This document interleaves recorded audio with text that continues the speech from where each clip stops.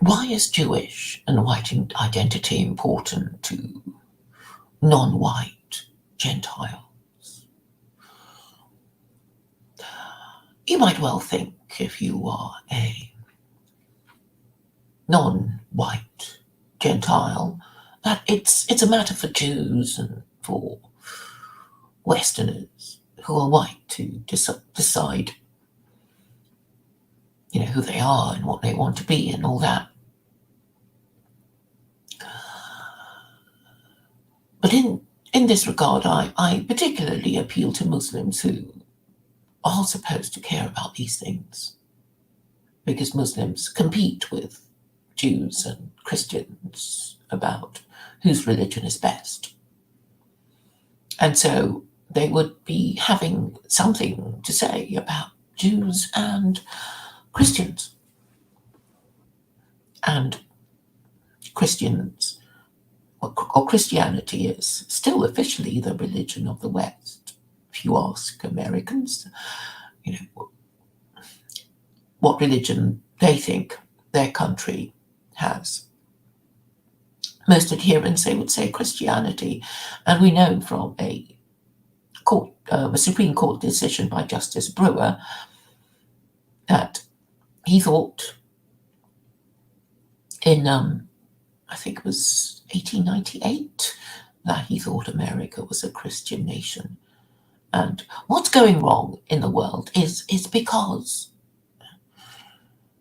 of the intermixing between Jews and Gentiles. I know I'm talking as if I do believe in God, but I can't help but take an interest in theology, because I have been exploring religion for some time now, and obviously I have been promoting secular Quranism since 2009, and you just can't avoid theology when you are talking about the Quran, because the Quran will talk about non-Muslims, and non-Muslims who are most important in the West would be Jews and Christians.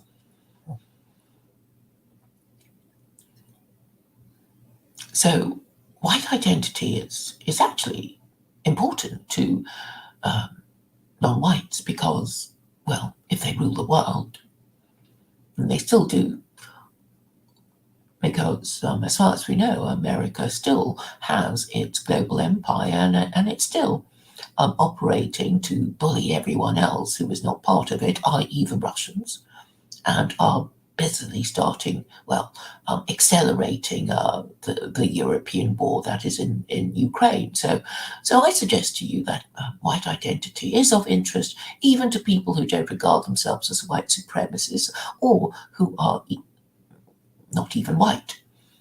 There are people who are not white. Lots of them live in the West, in Europe, in Australasia, in America. And by that I include Canada.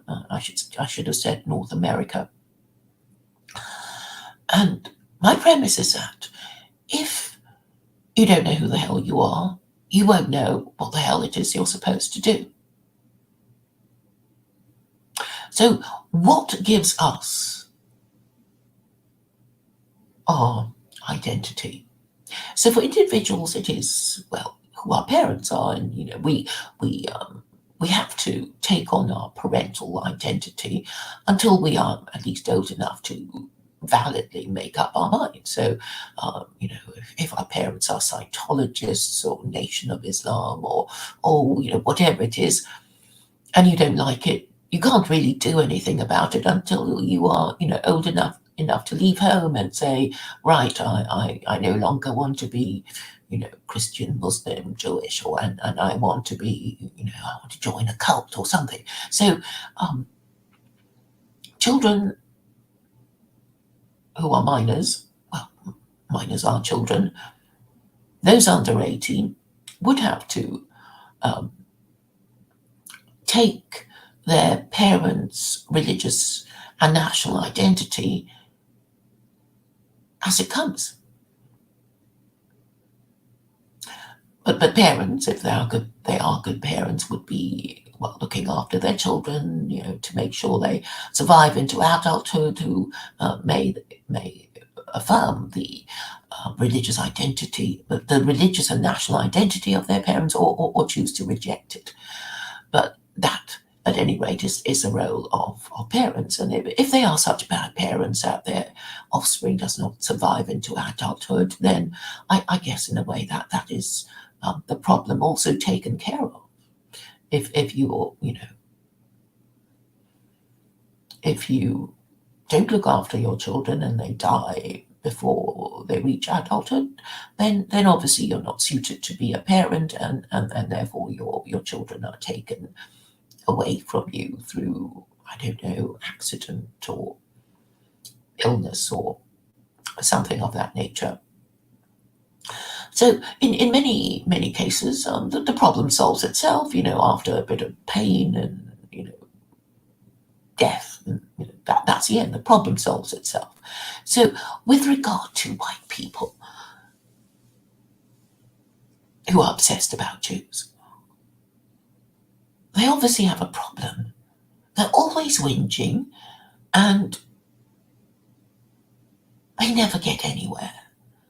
And the thing is, they've been whinging for, it's not just recently in living memory. I mean, they've been whinging about their religion for 500 years. That's half a millennium.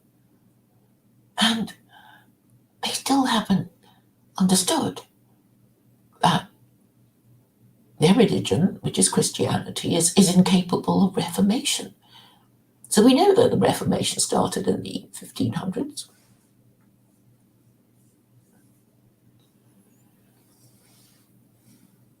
And they can't make up their minds what to do about it. I suppose, it happens to a lot of householders. We have a lot of junk and we can't bear to throw it away. We think it's going to, be useful, at some time in the future. We could cannibalize, bits of broken equipment or whatever. We think pieces of string, saved in drawers or whatever. You know what people do. They like to keep junk, and then they forget they have junk, and then they, it's like, okay, if you have junk, file them away, and by filing I mean put them in a sensible place, so you will remember where they are and find them. But a lot of people, perhaps myself included, we have things we don't tidy up often enough, and we forget that we have these things, and then we go out and buy some more junk.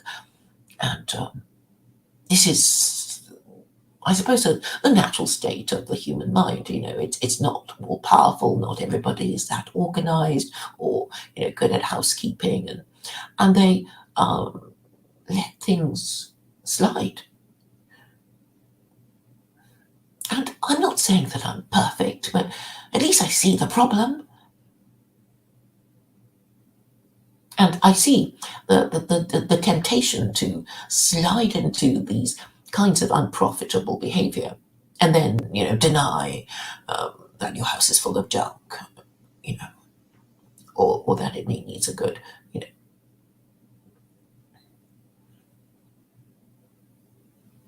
I mean, or that, as Jordan Peterson keeps saying, we should tidy up our room. So if you think of the minds of white people, and they're mostly these days, the degenerate, and their minds are like a very untidy room, and they don't know where anything is, basically, and they can't be bothered to sift through the junk. And so they will always let the most, the latest thing that is bothering them, they will, football maybe, or, break up with, whatever it is.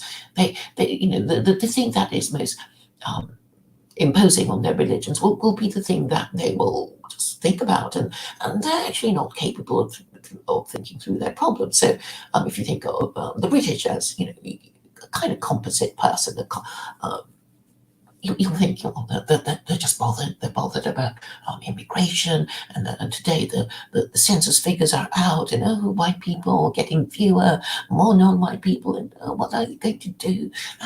And most of them, unfortunately, you know, like to blame foreigners because what they see is they don't like all these foreigners in their country, and they don't like listening to the news and seeing more boat people crossing the channel and arriving and being put up in these hotels, and they have this idea that they're being replaced, and who can blame them? Well, obviously, there is a conspiracy by business organisations who are in need of labour, and the British government, who, on the one hand, pretends that it cares about immigration to appease its voters about how things are going, and the desire to do what these business organisations who pay for who are major donors to their party coffers, and so they are in a permanent revolving door, and they can't work things out. And I'm saying, well, I've been saying for quite a while what the problem is, but you see, the Western society basically lacks a unquestionable chain of command, and this term, unquestionable chain of command, is what the military use, and they need it. They, obviously,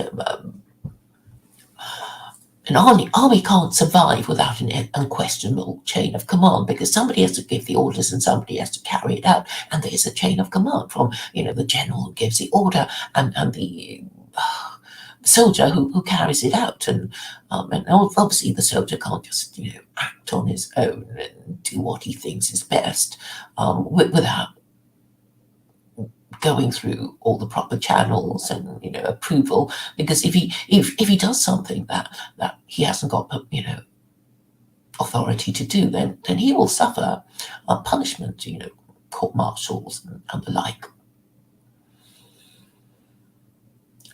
So unfortunately for Westerners, they don't have an unquestionable chain of command because their sacred cow is egalitarianism, and so they think, we're equal, and we don't need permission from anyone.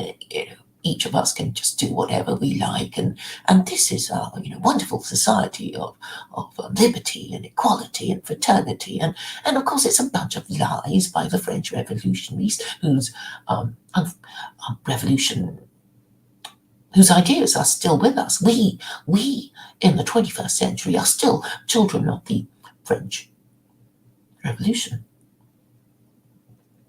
And a lot of people don't realise it. I mean, they probably think, we're Christian, we're Catholic, we're Anglican, and, rubbish like that. But really, their government is operating on these principles because, they're talking about, equal opportunity and equality of outcome and equality of opportunity, the Equality Act. So their minds are swimming around with these toxic ideas, which has been criticised since the time of Gilbert and Sullivan. I happen to know that because I listen to all their operas. Anyway, there's an opera that Gilbert and Sullivan opera called The Gondoliers, and it was all about equality. And there's a song that, if everyone thinks that he's somebody, then nobody is anyone at all, or something like that. So back to white identity.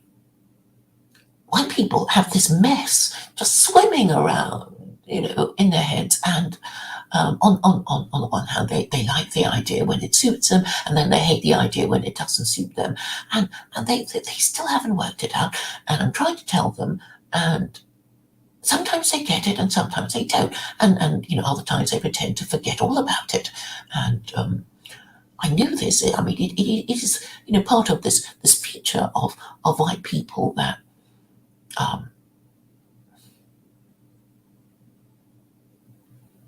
that they are guilty of doublethink, and this is a concept that George Orwell in his novel 1984 pointed out, that they indulge in doublethink, and doublethink is simultaneously claiming that two contradictory ideas. Okay, let me start again. Doublethink is belief in two obviously contradictory ideas. So, and this is a sign of neurosis, because obviously it's illogical to, for example, believe it's raining and not raining at the same time in the same place. And they've been able to get away with all this doublethink for centuries. And the chief example is the Trinity. And nobody in history seems to have confronted them about it. I mean, I think I'm the only one to do it, and I suppose that explains why they keep ignoring me. It's just sort of like, well, what do you want about? Who cares about these things? We've been doing it for 2,000 years, so who are you to tell us what to do? It's that kind of attitude, or they literally don't know what I'm on about. But anyway, if you're going to define white identity by your religion, which is Christianity, then I'm afraid Christianity has been contradicts itself.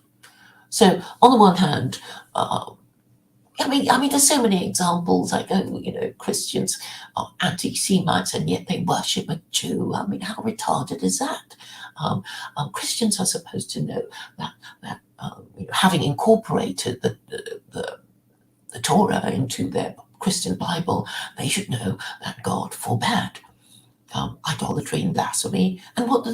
They've just been practicing idolatry, the idolatry of worshipping an executed blasphemer for 2,000 years. And they,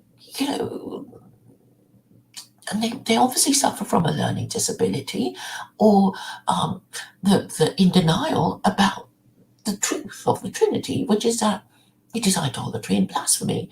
But unfortunately, these Jews and these Muslims who know exactly what I'm talking about refuse to support me and look the other way and pretend that they don't know what I'm all about either. Why do they do that? It's cowardice, isn't it? We know that Jews have had a rather tortured history with the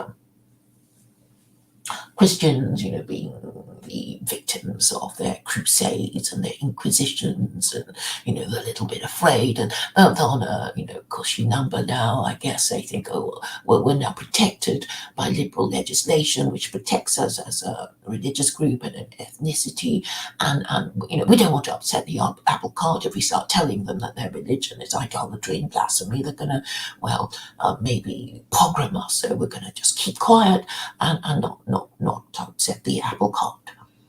And Muslims who've just, I guess, arrived fresh off the boat, they don't want to be doing anything as radical as obeying their Quran.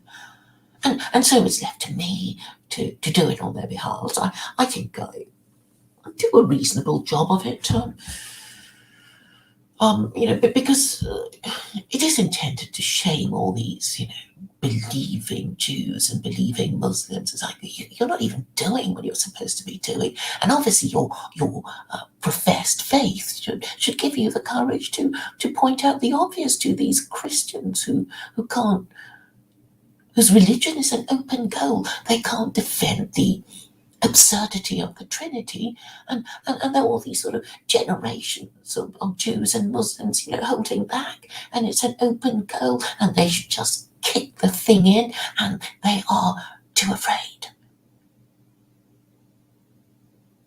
So, if you're white and you want to identify as Christian,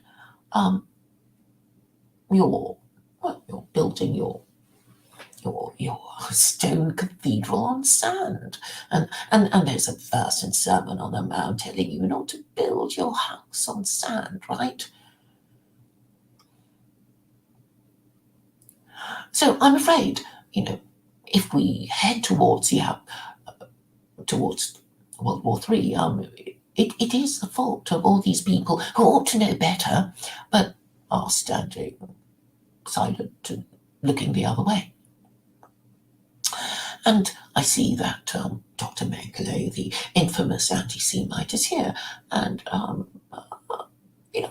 accept that he's not capable of dragging himself out of the moral sewage of anti-Semitism, because it's been his religion for so long, and it may not just be ideas that he accepted in his miserable lifetime. It is part of his Christian identity, and he can't understand that Christians have been cursed by God if God exists.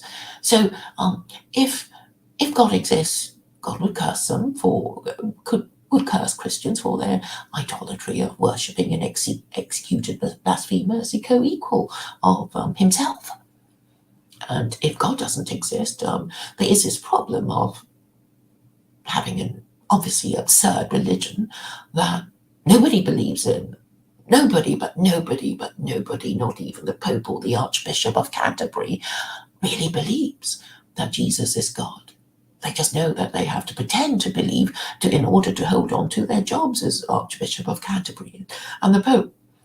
And that's why they won't answer questions about the Trinity. They know they can't defend it. They know it's intellectually and morally indefensible, and that's why they always avoid discussions about the Trinity. I mean, the most they'll do is yes, I'll have a private audience with you, and the maybe naive Muslim will think, oh great, I've got a personal audience with the Pope, but the Pope or the Archbishop of Canterbury will just fob them off with one sentence answer about the Trinity. They will never willingly engage in a conversation about the idolatry and blasphemy of the Trinity, because they know they can't defend it. And the only way they used to defend it was to burn heretics at the stake. And heretics were, other white people who just couldn't stand it anymore. They just couldn't stand being told to believe in this nonsense, and they had all these questions to ask, and they're never answered. They're always fobbed off, and that explains the revolutions, in America, in France, in Russia. The English Revolution it was about, the English Revolution, the English Civil War, was about religion, wasn't it? So basically, Henry broke from Rome, and after that, there was a lot of toing and froing. The Catholics hadn't given up. His daughter Mary was Catholic, and she started burning, the wrong kind of Christian, and non-Catholic Christians, and then her younger sister took over. Elizabeth took over after she died, and and reigned over England as an Anglican. And after she died, the monarchy was united by the Stuarts. James I became king of England and Scotland, but anyway, the Catholics were still around, and they weren't happy until, anyway, it was in 1688 that the Protestant succession was finally secure, meaning that there was not going to be any possibility of a Catholic king in England. And everybody breathed a sigh of relief, and they thought, oh, well, thank goodness that's over. But they still haven't got to the bottom of things, which is that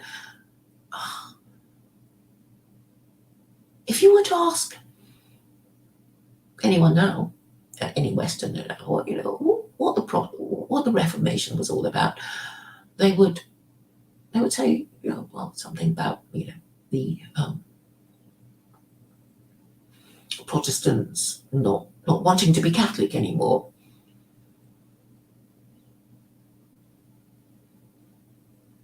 And this means that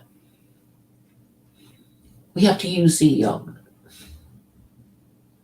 concept of historical materialism to work out what's happening. So, according to Marx, history is a process of dialectical materialism, which means that we have all these ideas floating around, mainly political ideologies, and people get behind their favorite political ideology, and then they'll fight each other, and eventually there will be a winner, and eventually there will be a workers' paradise. So that was his prediction of the future, and his conception of human history, of how human history developed. And Marx took the idea from Hegel, and Hegel was the one who coined this process of the Hegelian dialectic, which is the one of thesis, antithesis, and synthesis. So you have a thesis, you have an idea, and then the antithesis is whatever opposes that idea, and then when the two have had a fight, and after the hurly-burlies done and the battle's lost and won, you have the synthesis, and I'm predicting that the synthesis will be Islam. And once you see that, you're going to support the winner, right? I mean, as an individual that maybe you have no choice but to support the winner. So you make a prediction, and then you support the winner. And if indeed the winner is the winner that you predicted, then you're quitting. You'll be known to. You'll have supported the right side, and then you can, get the praise and the approval of supporting the right side, who will reward you for, whatever you do to win the battle, the ideological battle. And I'm saying, well, it's obviously Islam.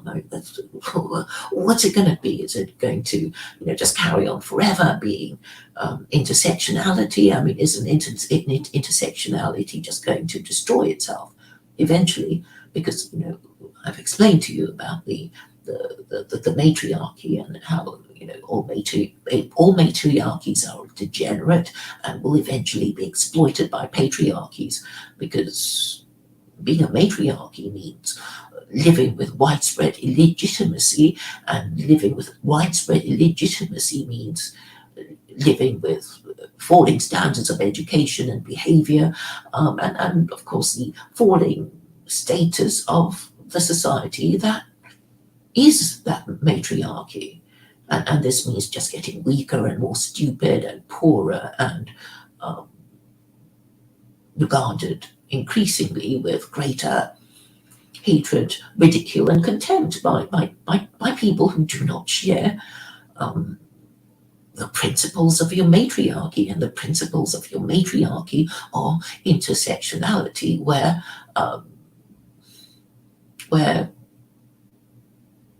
married fathers are bottom of the heap.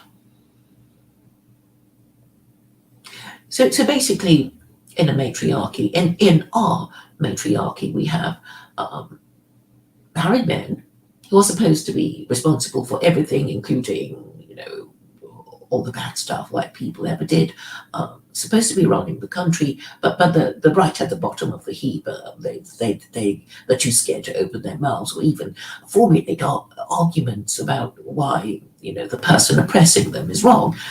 They're just too afraid, because they're mostly atheists and nihilists, and atheists and nihilists are infamously cowardly. And they want the story to end. They want the unwelcome attention that they are receiving to end. They don't want to say anything in case it gets them into trouble, and they just want the focus of attention to move on from them. So they're not going to be formulating any arguments, because a fight will be attract interest and attention, and they don't want that. So even when you defend these people, they'll say, "Don't defend me. Just leave it. All right, leave it, because I don't like the attention of people arguing about me. Just leave it. I'll take the hit, and just leave it. All right." So that's how they roll. They don't want to defend anything. Maybe they're psychologically incapable of defending anything. And they're basically turned into children, really. I've had a few Islamophobes who over the years have sort of understood what I'm trying to say, and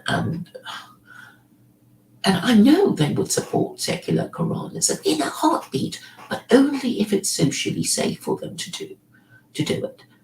So, and they actually complain, like, "Well, Claire, you have to be nicer to people, and then they'll get on board with secular Quranism."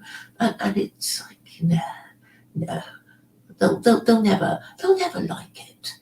They'll always hate it. They'll always find a reason to hate it, because it's their religion. It's their religion to hate Muslims, because if your religion is Islamophobia, then you'll just be scrabbling around for reasons to hate Muslims. And if your religion is anti-Semitism, you'll be scrabbling around for any reason to hate Jews, because you need fuel for the hatred that you need to power your anti-Semitism and your Islamophobia. And you know that once you lose, that hatred and that fear, you will lose your identity, right? That is the thing, that they will lose their identity, and they would rather have this low status, low income, low information, low education identity, than to lose their identity completely to liberalism, which they hate even more. But unfortunately, with the way the universe works, the way it has been working, as far as I can tell, is that an irrational hatred and fear is not going to get you anywhere. People will just look at you and think, "You're just so stupid. You deserve to suffer." It's like, well, it's just always been the way that the stupid and the poor will always be exploited and kicked around and looked down on, and these people just don't know how to get out of it. They will just cling to their low status identity, because they don't know what else to do, and they need their hatred to fuel their certainty that the Jews did it to them, and the Muslims are doing it to them, and that's all they can focus on: their hatred and their fear and their pain, and that they're actually incapable of analysing their emotions. And I'm talking about educated people, people who've been to university, or who could give lectures at universities. Maybe a few of these academics know what I'm talking about, but they are such cowards that they fear to alienate these people and say, "Look, this anti-Semitism and Islamophobia that I've been pumping you with, well, it's wrong, really. I shouldn't have done it, because it's not getting us anywhere." But anyway, they know that to get their super chats and super stickers, they have to keep pumping up the same material ad nauseum to the stupid people, stupid enough to pay for it. And so this is a mutual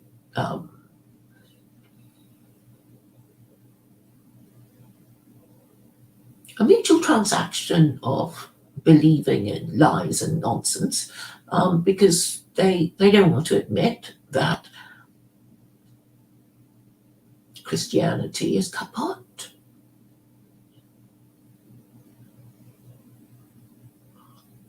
$2,000 of it. It was always meant to go wrong because of its idolatry and blasphemy. Because it's so easy. I mean, it's so easy to point out the contradictions of Christianity. I can do it in a quicker than Tovia Singer, actually. Because Tovia Singer won't say that it's idolatry and blasphemy. He has to back it up with what Isaiah says and what it says in the New Testament, to give it backing. I mean, you should just say, it's obviously idolatry, it's obviously blasphemy, and if God exists, he would curse you, and if God doesn't exist, well, hardly any of you believe in it, and if you don't believe in something, you're not going to make sacrifices for some absurd belief system that you don't believe in, and that's why most politicians are atheists and nihilists. I mean, what have they got? If they reject Christianity, they've got liberalism. Liberalism is failing, and well, what else have they got? What else have they got? And they can't, they're just looking the other way, right? They're looking the other way because the enormity of having to admit that Christianity was always meant to go wrong. They've tried all the other secular political ideologies anyway. They've tried Nazism, they've tried liberalism, they've tried communism, they've tried fascism, they've tried socialism, and it's all crashed and burnt, including Christianity. What else is there?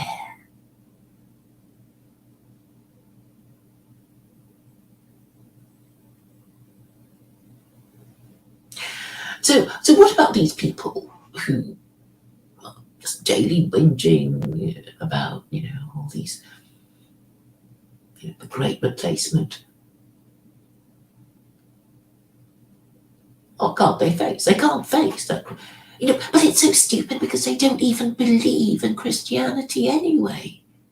So they don't believe in this thing called Christo-liberalism, and they won't acknowledge that it's kaput. And they won't acknowledge it's kaput because they know I'm going to say secular Quranism will solve your problems. And so they are all Islamophobes if you can't accept that secular Quranism is the solution, and you have nothing better to offer other than carry on voting or carry on wishing for the collapse of your society, then you are obviously an Islamophobe, and to suffer from a phobia means that you are irrational, and the irrational person would lose the argument to the rational person, i.e. me. And that's why no one will talk to me. But before I go, I wanted to talk about American Renaissance. The white supremacist group that doesn't want to say it's a white supremacist group because it sounds so awful, isn't it? It's like, I mean, how can you define white supremacy other than to say, oh, we white supremacists, don't mind us. We're just, white people in our white homelands, and understandably we don't want to be, treated as second-class citizen or eventually become a minority in our own homeland, like what we did to the Native Americans. Obviously, we don't want that to happen to us. And it's like, yeah, fair enough. I understand why you might, have your concerns about mass immigration. But let me read to you what American Renaissance say about, their credo.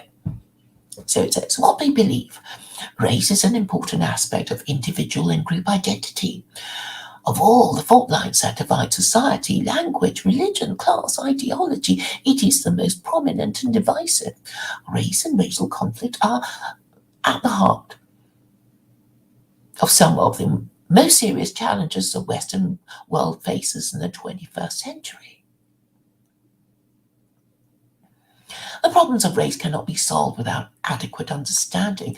Attempts to gloss over the significance of race or even to deny its reality only makes problems worse. Progress requires the study of all aspects of race, whether historical, cultural, or biological. This approach is known as race realism. We also believe that whites, like all racial groups, have legitimate interests that must be defended. The defense of these interests is white advocacy. We seek to advance only those interests that we recognize and would defend for all other racial groups. We seek no advantages as whites, only the expression of preferences for our own people and culture that are taken for granted by people of other races, but denied to us. Okay, I read it for the first time, and now I'll read it a second time more slowly and with more analysis. So obviously race is an important aspect of individual and group identity because we are often identified by our race. So and they're saying of all the fault lines that divide society, language, religion, class, ideology, it is the most prominent and divisive. Yes, I could agree with that because it is a visual. It's visual. So if you have people saying, "Oh, I don't like white people," or black people, and you're white or you're black, obviously it's a problem for you if they're mean to you. Race and racial conflict are at the heart of some of the most serious challenges the Western world faces in the 21st century. So they're not race and racial conflict. Well, it depends on what you think the First and Second World War was about. So I think white people are not really sure about the origins of World War One, and obviously, Holocaust denial being a crime in so many countries, they're not allowed to discuss it rationally or honestly with each other because historians can get jailed for saying the wrong number. So and obviously the Jews are considered another race, and I think some white nationalists I know are saying American Renaissance are not taking our preferred attitude towards Jews, and I think it's because they are considered to be more too Jew friendly. And I know that Amy Wax and Laura Loomer, Jewesses, were attending this year's conference, the American Renaissance conference this month. And I suppose what discombobulates the delicate intellects of white nationalists is that Jews in the West look white.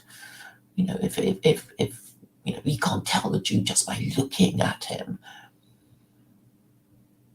or unless he's wearing clothes that identify him as Jewish, or if he has curly locks, and but the problem that Gentile Americans have with Jews is that they sometimes you see them and sometimes you don't, and this is really what drives them crazy.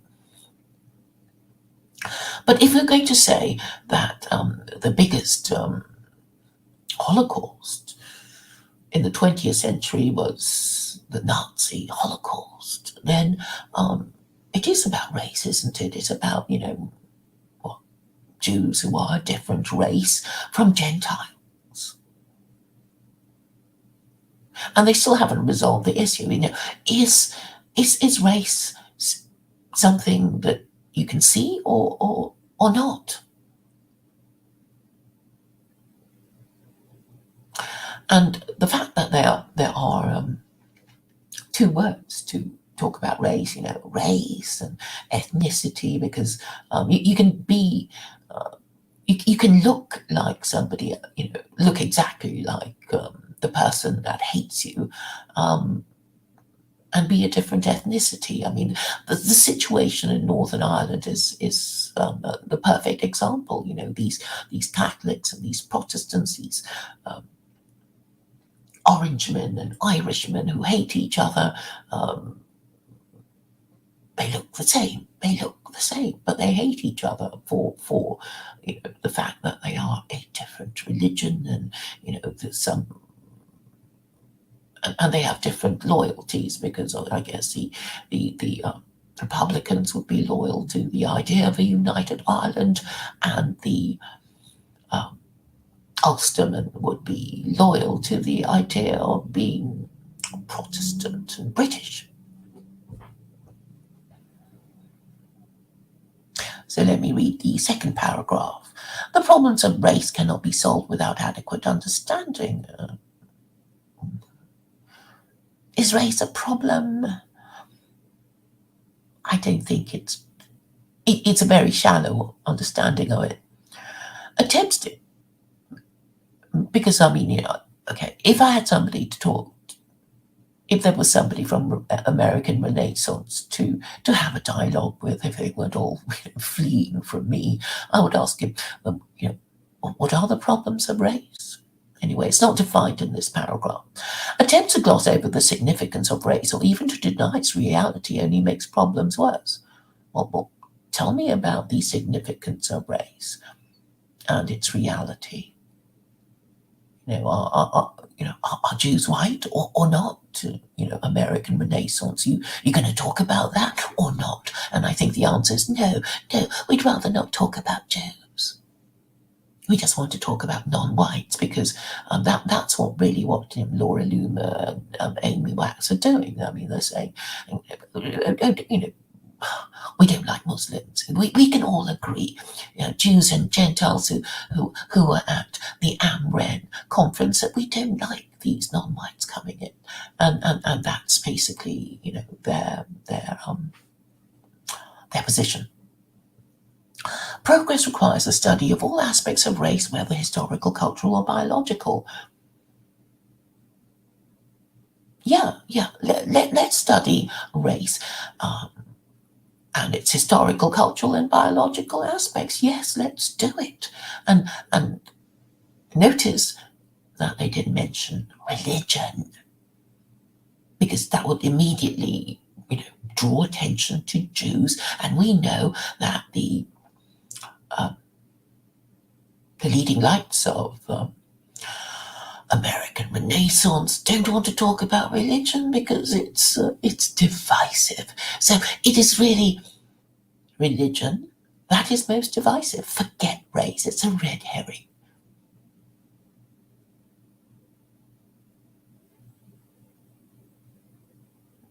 So basically, these white supremacists refuse to talk about the thing that would solve their problem, which is religion.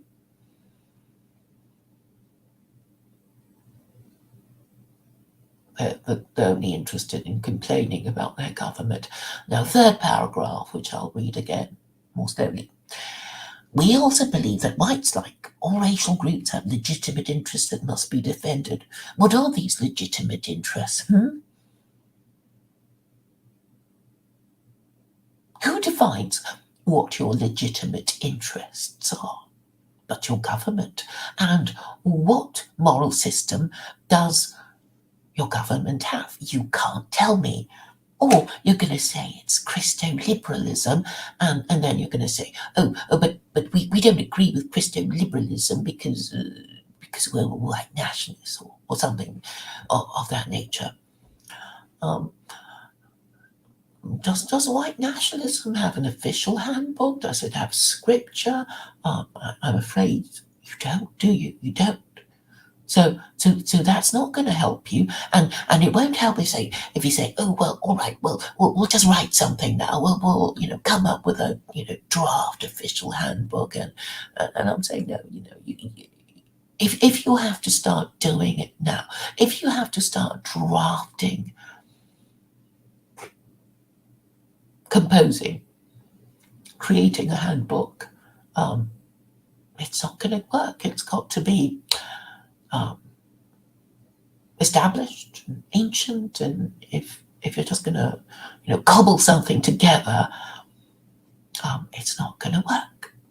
And that's why scripture is so important, and that's why Jews appear to be, supreme. They've got the older scripture. They have the scripture that Christianity itself is based on. And that is the power of Judaism. And even Muslims, they refer to the Torah. So, in the way of religion, I'm afraid, the Jews have a head start, and you have to find another way to bring them into line if you want them to play ball. And it doesn't. And the solution is not to create a new religion, because you already know what's happened to Nation of Islam and the Scientologists, because nobody takes a new religion seriously. People just instinctively prefer a religion with a long-standing track record, and who can blame them? To continue, the defense of those interests is white advocacy. Yeah, in a way, I regard myself as a white advocate, because I'm saying I am in a way looking after your interests, but, by pointing out the obvious that, white people are too traumatized or neurotic to see. I'm saying that Christo-liberalism is kaput, and when I say that, they basically have a shit fit, or just walk out the room and they can't talk about it because, well, it's too. It's the enormity of it is too much. If you think, well, 2,000 years of Christianity, doesn't it count for anything? And I'm saying, well, it's a spent force. It might be the basis of Western imperialism. I mean, you can attribute the fact that 3 global empires have been acquired by Christians to Christianity. It's like, okay, I'm not going to dispute that, but only when people believed in it, or if they didn't believe in it, they would at least pretend to believe in it, and have children within wedlock, and once they stopped, and they've stopped for the past 50 years, everything's just falling down around their ears.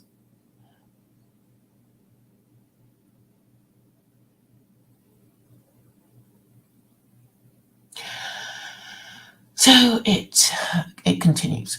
We seek to advance only those interests that we recognize and would defend for all other racial groups. Well, that's very nice of you.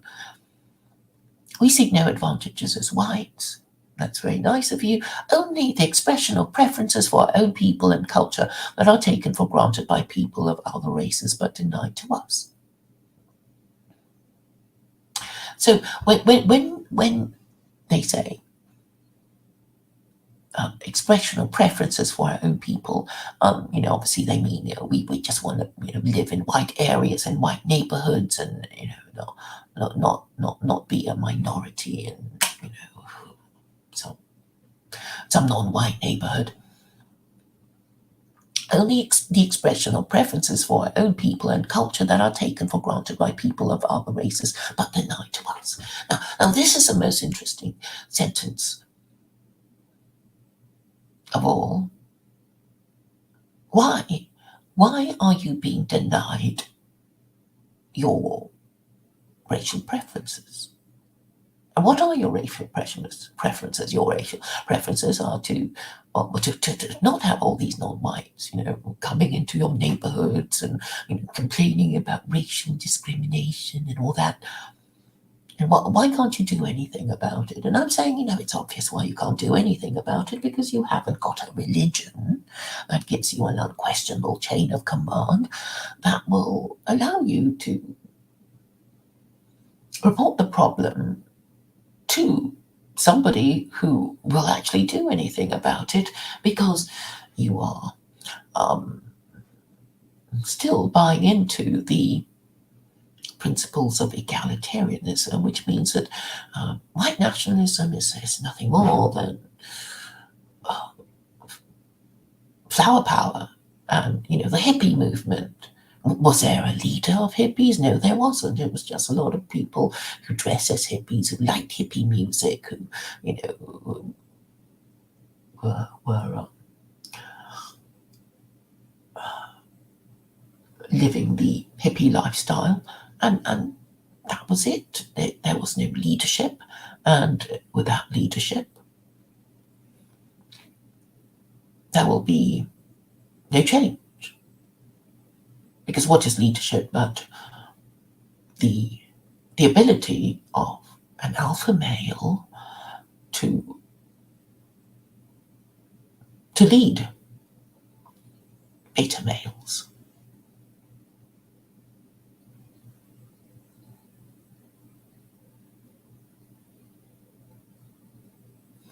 And there seems to be no understanding of that. And the ability to lead beta males means that you have to, well, state a few principles. It's like your contract is like, well, if you choose me to be your leader, I will do X, Y, and Z. I know you think you have Trump, but Trump is an old guy, and he hasn't got anything new, has he? Has he got anything new? I don't really listen to him anymore. I mean, I might listen to him if he says, well, I was obviously holding the wrong book outside that church in 2020. It wasn't the Bible he should have been holding up. It should have been the Quran. I mean, that would send a shock through the white nationalist community, right?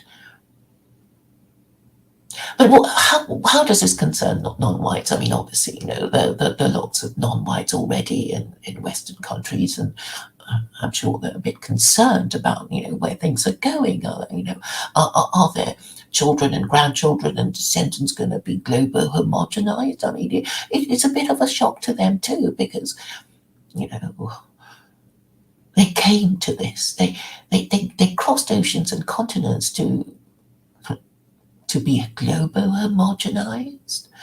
At least white people would say, oh, we're just degenerate because we've been marinating in this moral sewage for 50 years now. And, it's just us, isn't it? It's our identity. And, but the immigrant will think, what the hell did we do? Why did we came to this? We didn't have to, but we came to this.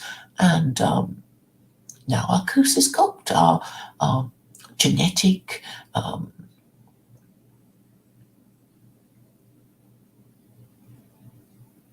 what's the word? It's not inheritance. It's the genetic inheritance of our descendants is cooked. So I suppose we must hope that the immigrants will be more motivated to fight this than the helpless, vulnerable, traumatized white people who are virtually incapable of logical thought and principled and focused, effective action.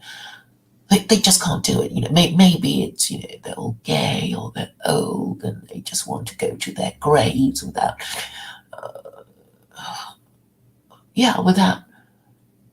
without fighting. That all the fighters come out. has gone from them, and they can't even formulate arguments, and they hate their children, and they can't be bothered to argue with their wives and their daughters, and basically their genetic goose is cooked, and maybe they just want to kind of go into their coffins right now, but without waiting to be dead from the way they are behaving and talking. You just can't get through to them. They really don't care. And a lot of them are gay and childless, or if they have children, they don't care about their children, because they've lost touch with them, maybe years ago, after the breakup of their marriage. So maybe white people are beyond reach, and we have to give up on them, because doctors, even with the best will in the world, cannot save a patient if the patient has decided to die. And they should turn their attention to patients who actually want to be cured, and who would be grateful if you cured them. I mean, imagine if you spent all this time and energy trying to cure a patient, and you just about manage it, and they curse you and blame you and said, well, I wish you hadn't bothered, because I'd rather die. Now let me die. And this is kind of what white people are saying, really, isn't it? I mean, they don't care. They don't care anymore. But there are people who do care. All these non-whites in Western countries who are a bit concerned about the way their government is going. It's like, well, if there's a third world war, then it's going to affect them, and maybe they don't want to admit that it was all a terrible mistake that they came to the West, and because it was all it was a trap for them. So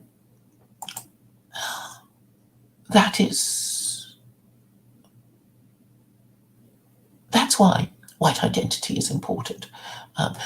If white people cannot be persuaded into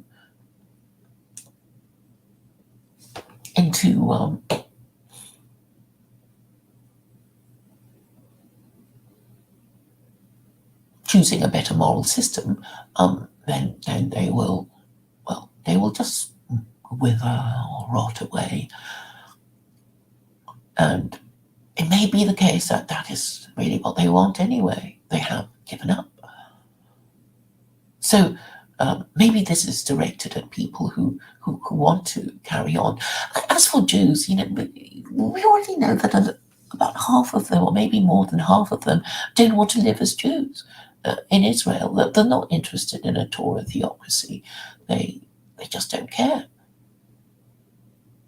So they're not interested in religion either. And you could argue that liberalism has destroyed both Jewish and Gentile identity in the West. And it may destroy non-white Gentile identity in other parts of the world too.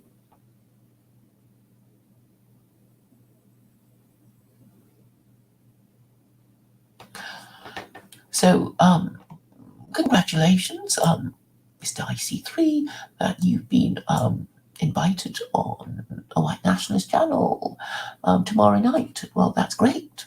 Why don't you tell us what channel it is? Or maybe you can tell me privately if you don't want to tell me publicly. I see half Galician.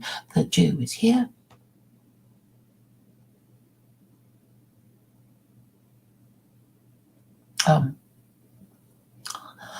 Yes, of course, I forgive you, half Galician. I know you're neurotic as well. I know you're also an Islamophobe, and you would, have great difficulty accepting the supremacy of Islam. I mean, I'm sorry, this is what I'm, building up to, the supremacy of Islam, because, well, if